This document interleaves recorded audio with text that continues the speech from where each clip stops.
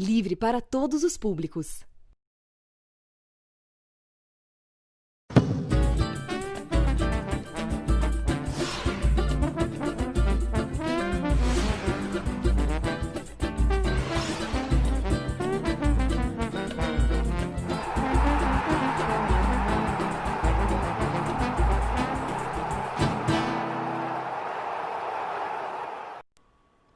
Olá, amigos da TVT, da Rádio Brasil Atual, no ar, Papo com Zé Trajano, dia 2 de setembro de 2020, quarta-feira. E, de novo, minha cidadezinha no centro das atenções. Foi decidido lá em Brasília, mas tem a ver com o Rio de Janeiro. Por 10 votos a 1, o Superior Tribunal de Justiça decidiu pela manutenção do afastamento do Wilton Witzel, o governador genocida, aquele de dar o tiro lembra? Na cabecinha, por 180 dias, conforme tinha aquela decisão monocrática do juiz semana passada. Por 10 a 1, ele vai se manter afastado por 180 dias. Mas acredito que, durante esse período, ele sofrerá impeachment, porque o impeachment está correndo lá na Assembleia Legislativa. Portanto, a vida do senhor Witzel, que queria ser candidato a presidente da República, vejam vocês, foi eleito, ninguém sabia de quem se tratava, entrou na esteira do furacão Bolsonaro, tempinho depois já queria se arvorar de candidato a presidente. E agora se afastado, se mantém afastado por 180 dias e vai sofrer certamente o impeachment. Então, bau, Witzel. Bom, ele é acusado de envolvimento em falcatruas, de lavagem de dinheiro, ele e a mulher dele, é um negócio impressionante. Mas lá no Rio não é só o governador do estado, é o prefeito da cidade do Rio, Marcelo Crivella, que é um grandíssimo cara de pau. Eu vou colocar um vídeo, não sei se vocês já viram, nas redes sociais, ele tentando explicar a presença daqueles capangas que são pagos pelo contribuinte, pelos moradores da cidade do Rio de Janeiro, porque são funcionários da prefeitura, né? Ganham para ficar na porta dos hospitais, não deixando a imprensa trabalhar em paz, principalmente a TV Globo, porque as outras estações, Record, SBT, Rede TV, são assim, né, com o governo da prefeitura, estadual e principalmente federal, para inibir as matérias da TV Globo e pedindo às pessoas de falarem do que está acontecendo com a saúde no Rio de Janeiro. Aqueles capangas chamados guardiões do Crivella. Mas, não obstante isso, surgiu uma nova acusação que ele teria planejado ajudar pastores evangélicos a furar fila dos hospitais do município. É brincadeira? Eu vou repetir aqui. Teria ajudado a pastores evangélicos a furar fila dos hospitais do Rio de Janeiro. É inacreditável. Que desgraça, né? Se abate sobre a minha cidade. Eu que sou tijucano, adoro a minha cidade, tenho o orgulho de ser carioca. Ganhei, inclusive, a medalha, a maior comanda do estado do Rio, né? Mas depois que essa comanda também, quem ganhou foi o capitão Adriano, na cadeia, né, por indicação do Eduardo Bolsonaro, eu fiquei meio assim, mas a minha indicação foi do Marcelo Freixo. Me orgulho muito de ter recebido essa medalha lá no Rio de Janeiro, na Câmara de Deputados, já faz algum tempo. O número de mortos hoje chegou a 122.941 pelo Covid-19 e o número de infectados beirando ali os 4 milhões, com 3.996.502. Você pode participar, aquele telefone de sempre, via Zap, 11 992 030506, e a gente bate aquele papo. No programa de hoje, outro destaque é para a família Neymar. O pai, o filho e o filho do Neymar, o Davi. Eu queria saber se eles entram na conta, né, desse número de infectados, 3.996.096. Acredito que não, porque eles foram infectados na França, onde ele tinha passado uns dias em Ibiza, né, no Bem Bom, naquela praia que é famosa que tem lá na Espanha. E ele, o pai e o filho fizeram o exame, então infectados. O filho está assintomático. Ele estava em companhia de dois argentinos, o Paredes e o Di Maria, dois outros jogadores do Paris Saint-Germain, que também não deve estar contando na lista de argentinos infectados. Ele deve entrar na lista da França, suponho, né? Porque o negócio é lá longe. Hoje tem rodada no Brasileiro, tem Corinthians, tem Santos, tem Flamengo. Vou comentar rapidamente aqui, botar na tela os jogos, tem jogos que começam daqui a pouco.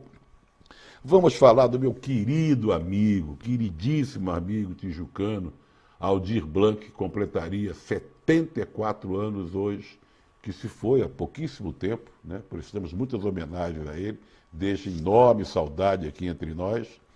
E vou colocar um trechinho dele cantando uma música, Me Dá a Penúltima, que é uma obra-prima. Ele cantava muito bem, o Aldir.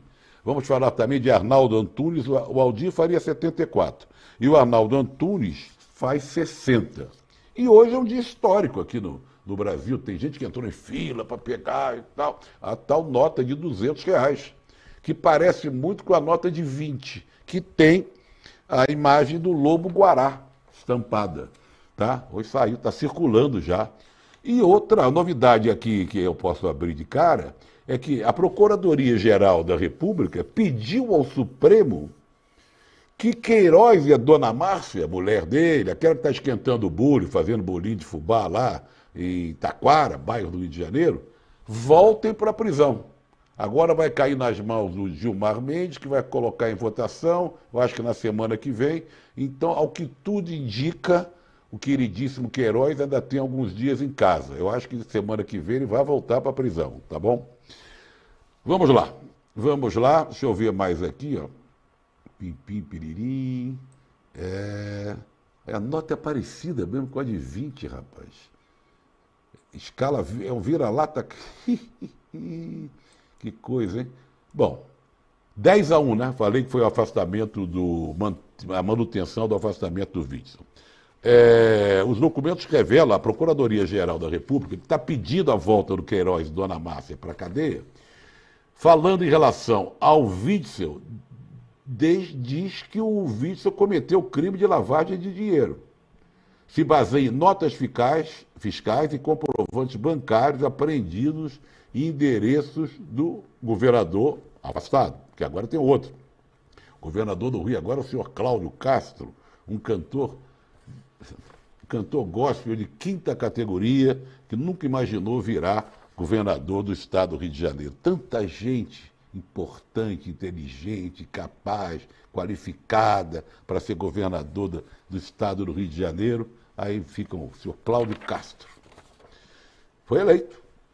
Os documentos revelam que Witzel e a primeira-dama dona Helena, advogada, pagaram despesas sistematicamente de dinheiro vivo. Esse dinheiro vivo virou moda, com a família do Capitão Corona, a família aqui do Witzel.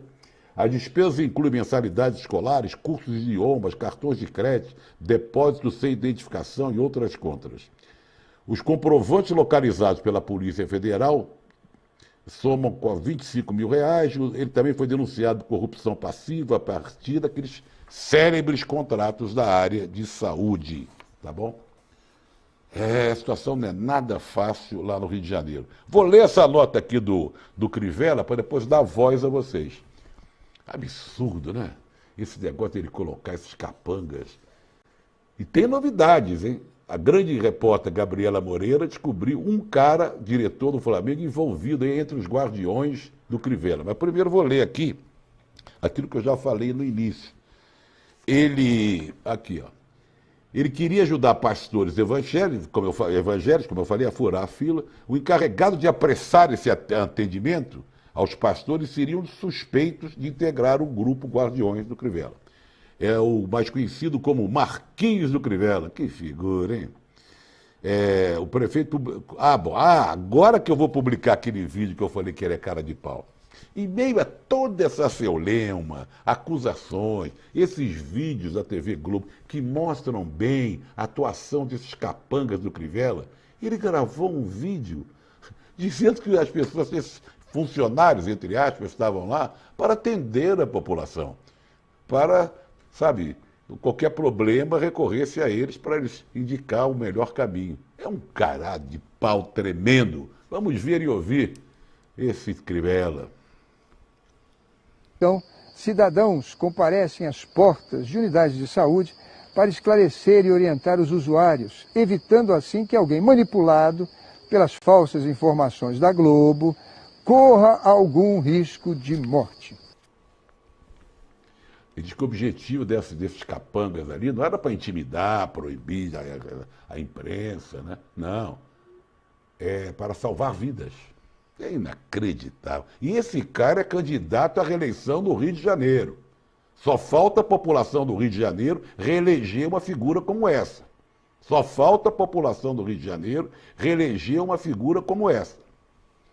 Que pode sofrer, o impeachment foi aceito, é outro que pode ser empichado também. É outro que pode cair fora. O Rio de Janeiro pode ficar, já está sem o seu governador eleito, e pode ficar sem o seu prefeito eleito. Seria a glória. Bom, inacreditável. O diretor do Flamengo, Alexander Santos, fazia parte desse grupo Guardiões do Crivella. Quem revela isso é a grande repórter, jornalista, ex-companheira nossa de ESPN, Gabriela Moreira, no site do Globo Esporte. Alexander Santos é diretor de Relações Governamentais do Flamengo. Beleza, que carro pomposo. E faz a ponte entre o clube e políticos. Que coisa, parabéns, Alexander. Ele declarou que não pediu para ser adicionado ao grupo Guardiões do Crivella. Mas, segundo o blog da Gabriela, ele é membro antigo desse blog, do grupo.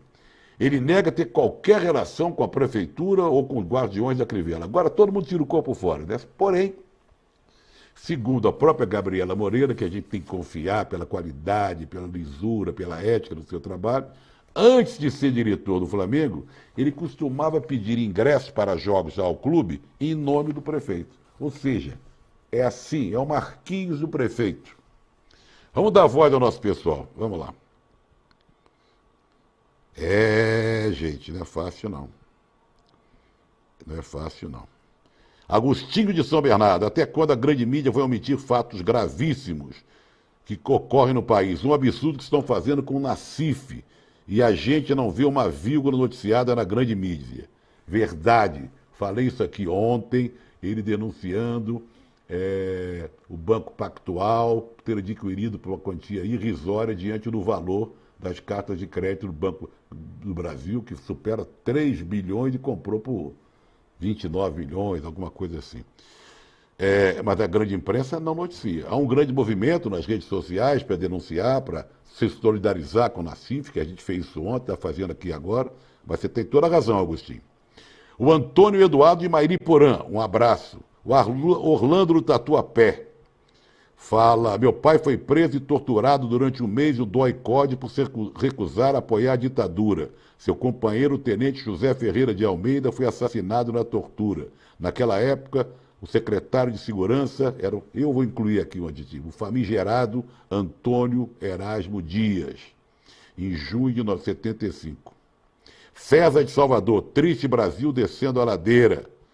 O derrotista foi eleito. O Brasil é mal visto por todas as nações do mundo. E o Marquinhos de Mogi manda um abraço. Fala em derrotista e agora ele também está contra a vacina, a obrigatoriedade da vacina. Depois eu vou ler aqui até um trecho do... Deixa eu ver aqui. Do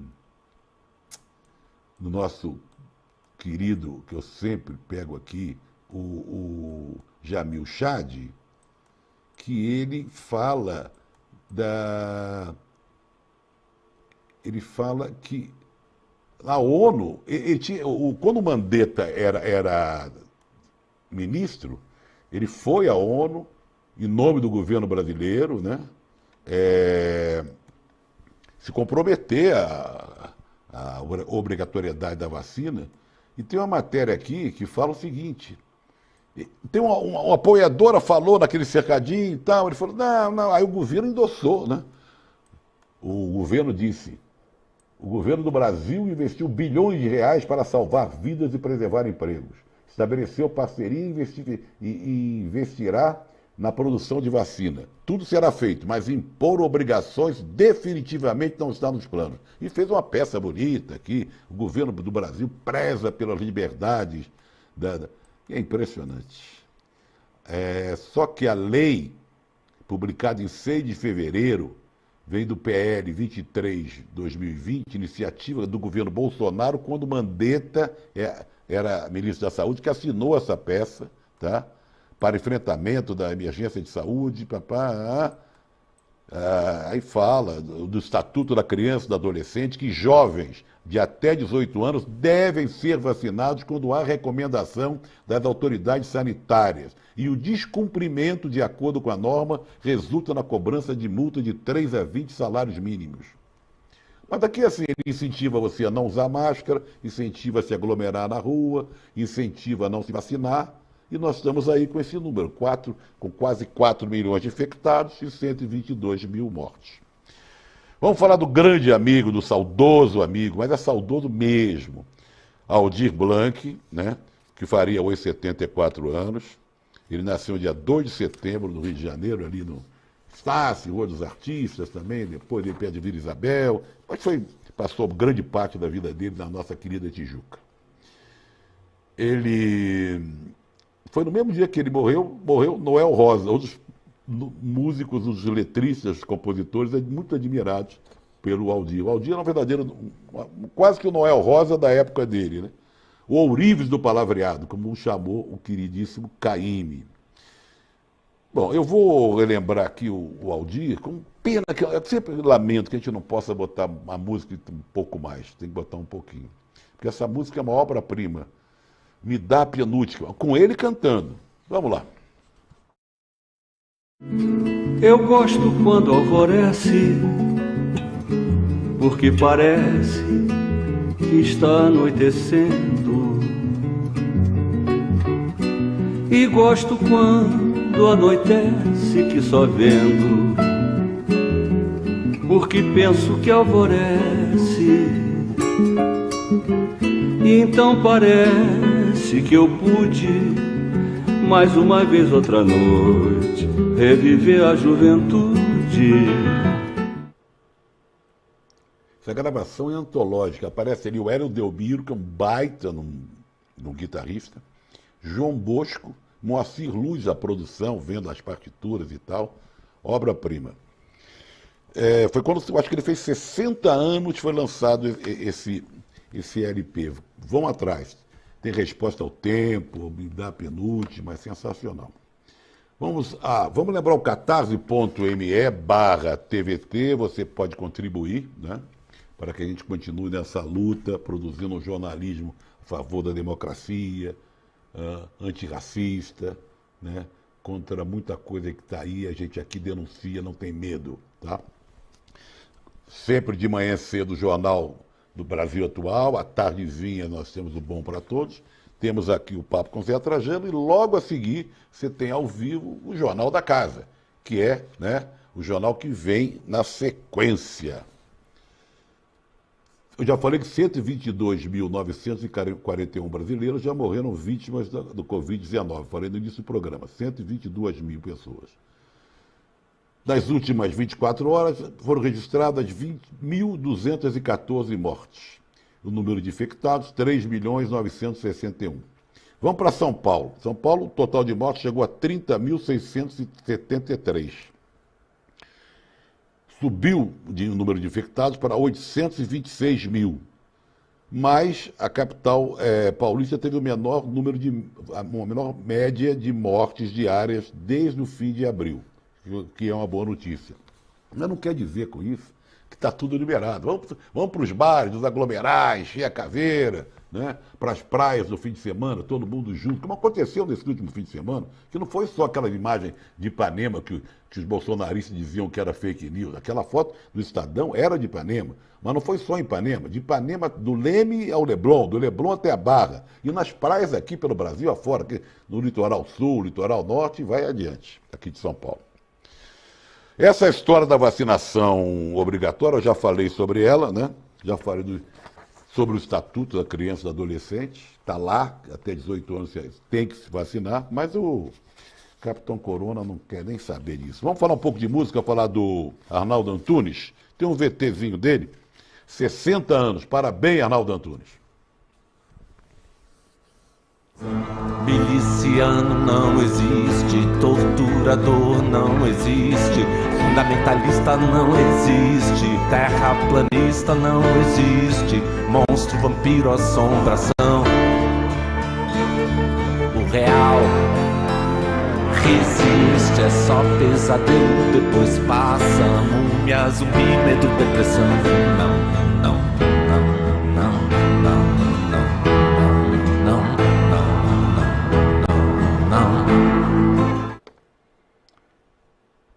Esse é o clipe, é um trecho do clipe oficial da canção que dá nome ao álbum O Real Resiste, último lançamento do Arnaldo Antunes, que é poeta, escritor, um sujeito brilhante, grande letrista e tal. Vamos falar da família Neymar? Ele, o pai e o filho estão infectados, testaram positivo. O Davi Luca, de 9 anos, foi o único que não teve sintomas, ainda bem, o jovenzinho. O Paris Saint-Germain anunciou na manhã de hoje que esses 3 atletas, estou falando agora do Neymar, do Di Maria e do Paredes, contraíram a doença, foram lá para Ibiza e tal. Eles estão em quarentena de 1 semana e serão observados. Quem estava com eles lá era a Anitta. Tirou foto e tal. Vamos ver se ela também... O pessoal diz que ela fez exames e não deu nada, mas é bom sempre fazer o segundo e o terceiro para ver se está contaminado. Então esperamos que não. Gosto muito da Anitta. Começa hoje a 7ª rodada do Campeonato Brasileiro. O Vasco vai ter desfalques, porque alguns jogadores também testaram positivo para a Covid. E o Internacional tem o Rodrigo Lindoso, também testou positivo e está fora do jogo. Vamos para a tela. Temos hoje Ceará e Fortaleza, o clássico lá do Ceará. Fortaleza tentando descontar a derrota que teve por Ceará recente. Às 7 horas, acabou o programa, começa o jogo. Fluminense e Atlético Goianiense às 19h15, Goiás e Corinthians. Olha o timão aí, gente, que fez aniversário, agora 110 anos. E Botafogo e Curitiba. Virando a tela, nós temos Bahia e Flamengo, Atlético Paranaense e Bragantino, que trocou de técnico, Palmeiras Internacional e Santos e Vasco. O jogo que chama mais atenção dessa rodada é Palmeiras Internacional. Palmeiras, que apesar de não apresentar um futebol brilhante, está vencendo, e o Internacional é o líder do campeonato. Tem ido, está numa trajetória muito legal. Outro jogo que me chama muito a atenção é esse Bahia e Flamengo. Vamos ver o Flamengo, né? O Flamengo agora sob nova direção, começou a ganhar, mas ainda está mais ou menos indefinido. Vamos ver se o Flamengo emplaca ou não. E o Bahia é da nossa Bahia, aí do pessoal da TV Quiri Moreira, Bahia, né? Do Bob Fernandes. E amanhã, completando a rodada, nós temos Grêmio e Sport, Atlético Mineiro e São Paulo, que é outro jogo que me chama muito a atenção. O Atlético do São Paulo e o São Paulo que começou, está dando sinais de recuperação, fazendo um time novo, uma zaga nova, né? Pessoal lá de Cotia dando força. Sem Daniel Alves, né? Que agora quebrou o braço, vai ficar de fora um tempão. Faz 2 anos do incêndio no Museu Nacional, que praticamente destruiu os patrimônios mais importantes do país, patrimônio histórico do país, ali na Quinta da Boa Vista. A Universidade Federal do Rio, que administra o museu, estima em 5 anos o prazo da reconstrução total. O valor total da obra para reconstruir, 250 milhões de reais. O dinheiro arrecadado até agora é suficiente para bancar metade da restauração completa. Tá? Isso é um bom sinal. Vamos ver, tomara que o Museu Nacional consiga ficar de pé novamente com todo aquele conteúdo que tinha lá. Que ninguém sabe até agora direito o que foi preservado ou não. Isso é fundamental saber. O Museu de Arte Moderna do Rio de Janeiro vai relembrar os 2 anos do incêndio, vai passar um filme às 7 hoje, que começa a exibição de um filme, às 7h24, no horário que os corpos de bombeiros foram chamados, que os bombeiros foram chamados com a notícia do incêndio lá no Museu Nacional. O MAM permanece fechado, mas vai exibir a partir de hoje uma série de exposições na área externa do prédio, ali no aterro, no início do aterro do Flamengo. Muito bonito. Tem um vídeo que eu quero mostrar para vocês, que é a Amazônia em Chamas. Vamos ver o vídeo e depois eu comento. Can you smell the smoke? The Amazon forest is burning again. But these are not wildfires. They're a symptom of an ecological infection brought on by parasitic corporations and globalized greed. Bolsonaro enables this. While your bank, your government, the brands you buy and the food you eat support him. If you think these fires won't burn you, think again. The Amazon is in every breath you take, and business as usual will suffocate us all. It is up to your generation to hold the arsonists accountable. Because when the Amazon burns, everything you hold dear burns with it. Ask yourself, ask the brands, ask your government. Which side are you on? Esse vídeo é divulgado e produzido pela Articulação dos Povos Indígenas do Brasil, que denuncia aos cidadãos, governos e empresas do mundo em todo o que está acontecendo com a Amazônia. A Amazônia está em chamas de novo. É importante que o mundo inteiro saiba o que está acontecendo lá, né? E que esse governo, desgoverno, não está fazendo para a Amazônia, para os povos indígenas, e não contém o avanço dos garimpeiros, né? Dos homens ligados às grandes empresas que criam desmatamento, põem fogo. É um absurdo. Grileiros e garimpeiros têm o aval das autoridades brasileiras. Vamos ao momento cobrança. 903 dias e nós não sabemos quem mandou matar Marielle Anderson. Os crimes aconteceram em 14 de março de 2018. Ali perto do Estácio, estavam no carro indo para casa, ali assistiam o jogo do Flamengo. E o Anderson era motorista da Marielle. 14 de março de 2018. E o casal Queiroz, que agora tem que se preparar, porque pode voltar para a cadeia. A Procuradoria-Geral da República pediu, vai para o Supremo pode decidir que eles voltem. Então talvez eles aproveitem, porque aproveitem bem esses dias, né, de soltura lá na Taquara do Rio de Janeiro. E a perícia dos 13 celulares do ex-capitão miliciano Adriano? Nada até agora, nada. 13 celulares, houve perícia e a gente continua sem saber de nada. Bom, hoje no Papo com o Zé, eu sempre coloco aqui aquelas músicas que pessoas gravam em casa, durante o isolamento, durante a pandemia. Às vezes a gente coloca 3, 4, cada um na sua casa, é bem legal. Hoje eu vou colocar uma homenagem ao Edu Lobo, que fez 77 anos agora, no fim de semana.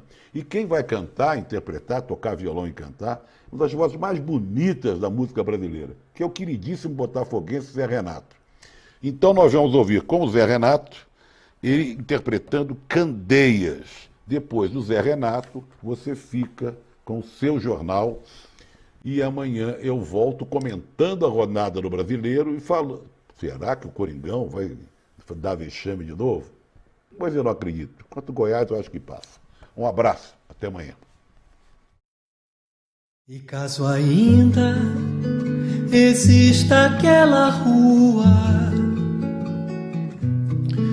aquelazinha do sobrado em frente ao mar, minha morena, se você ainda se lembra, conte nos dedos 5 noites pra eu chegar. Ainda hoje vou-me embora pra Candeias. Ainda hoje, meu amor, eu vou voltar da terra nova, nem saudade vou levando. Pelo contrário, pouca história pra contar.